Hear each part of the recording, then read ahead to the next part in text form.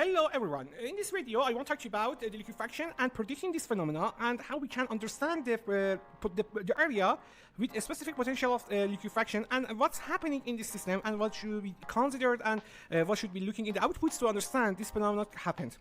This is the part you are going to work with. Maybe you have specifically two layers of the soil in model. Simply one model with both of them are sand and different kind of material properties and different kind of model of behavior.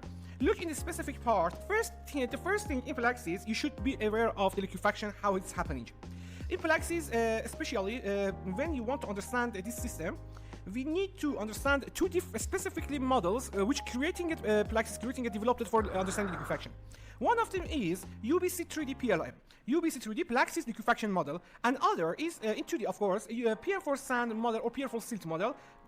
Here you can understand the PR4 sand model for specifically designed to understanding the cyclic system and the cyclic loading and the excess pressure and liquefaction procedure.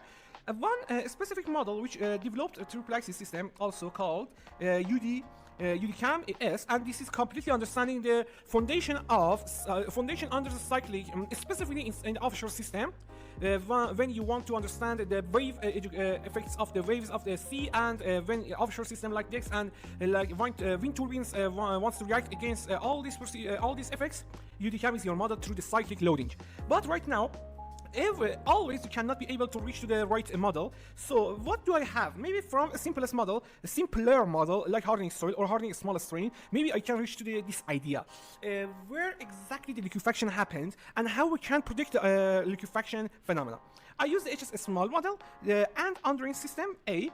So in here, I choose specifically two layers of the soil. We move to the mesh system, and of course, the whole system must be completely saturated. So the sand with cohesionless system and a fully saturated part under a completely dynamic loading, and the dynamic load is here. As the prescribed system, you can go through this part and completely understanding it. Reaching to the part of the earthquake, and in here I use the Kobe earthquake from Japan. So what do I have here?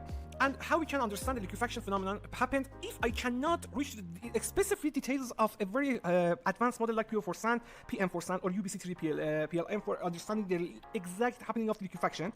You should be able at least to understand this phenomenon and how it's happening and where it's happening. After the calculation done, you're going to output.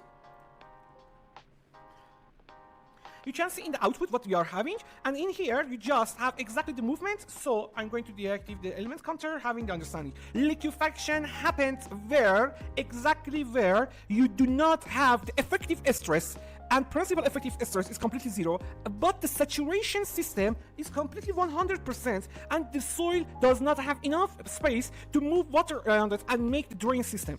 So what should I have? I need to get two different kind of output. One, the principal effective stress, P prime, you can see in a specifically considered model based on the seismic load.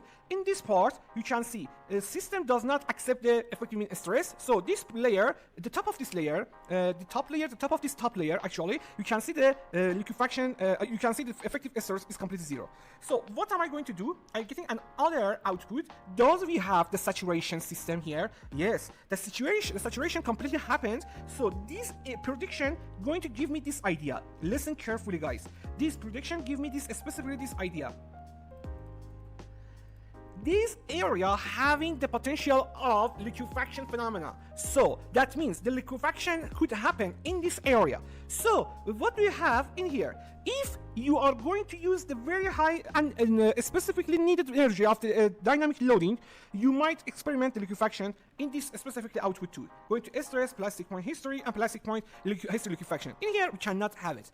But if you don't have this point, it's not going to convince anything, going to prove anything. We don't have liquefaction. Actually, this area, understanding the potential area, is one of our best guess this is going to happen. So what should we do? In the future, you want to learn more better about liquefaction and how to control this. You should be able to understand how to stabilize the model, creating drains, and especially going to increase the effective stresses. This is going to be the best part of the controlling the liquefaction.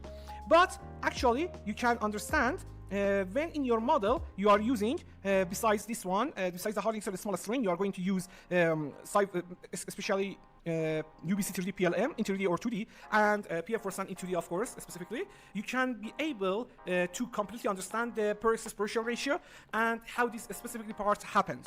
For this part, you should actually go to this ref like this. Like this, the validation of the computational liquefaction for Tristan is a specific completely paper based on the liquefaction, completely advice from Bentley Plaxis. And everyone who wants to learn more about this phenomenon, how it's happening, how you can control it, and understand the output, and you can see this area of the liquefaction where it's happening, how is what is the gamma strength output roles in this area, and what is the displacement doing in here. And actually, in the end, you can see the specific part of liquefacible area and give you the understanding which exactly predicting which part is exactly going to liquefy. So what can I do about it? How we can prevent this phenomena is going to be needed more complex models and understanding which Plaxis is completely capable of doing it. So for better understanding the system and for future references, I invite you all to go to the IGFS channel and go to contact support for understanding better of the liquefaction, ask for more videos and whatever you need to understand this specific part of this phenomenon in geotechnical system and how to control it. Thank you very much. Goodbye. For the detailed video, please join the Telegram channel of the IGFS and get in touch with the channel support in the language of your choice.